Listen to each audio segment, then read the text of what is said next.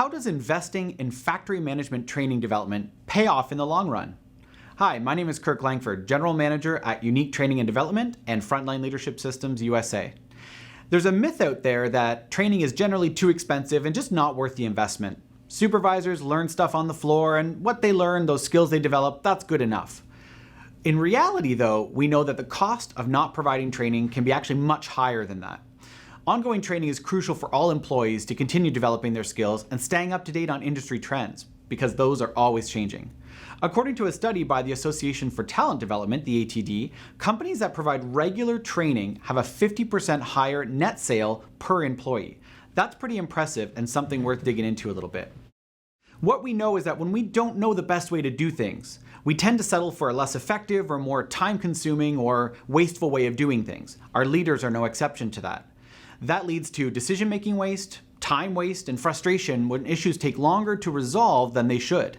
This could be issues with your frontline leaders, it could be issues with the teams that they work with, or it could be issues with the machinery or equipment that they're working with in their day-to-day.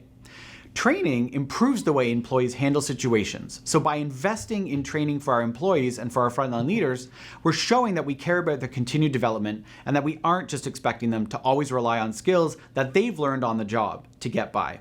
So, 3 tips for you to invest in frontline leadership training for your manufacturing employees. First one, provide ongoing training opportunities for your frontline leaders and supervisors. It leads to increased engagement, which in turn increases retention and decreases employee turnover. When you've got people that will stay, you're going to see that net sales increase. Communicate to leaders how their team, their role, and department contributes to the success of the organization as a whole. That's tip number 2. People want to know that they're providing value to the organization, and one of the best ways of doing that is simply communicating it to them, helping them understand how their role and what they do in the organization makes a difference on the bottom line.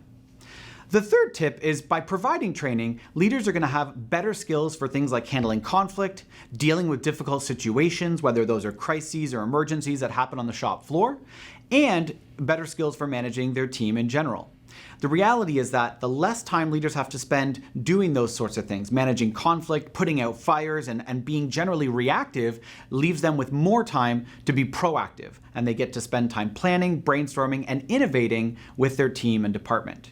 Now, those are just some initial tips to get you started, but of course you're going to want to know some more solid strategies, and that's when you can contact us at Frontline Leadership and Unique Training and Development. We'd love to start a conversation about how we can help your leaders.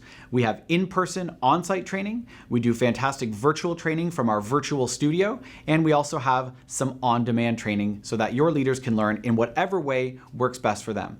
We look forward to hearing from you to start that conversation.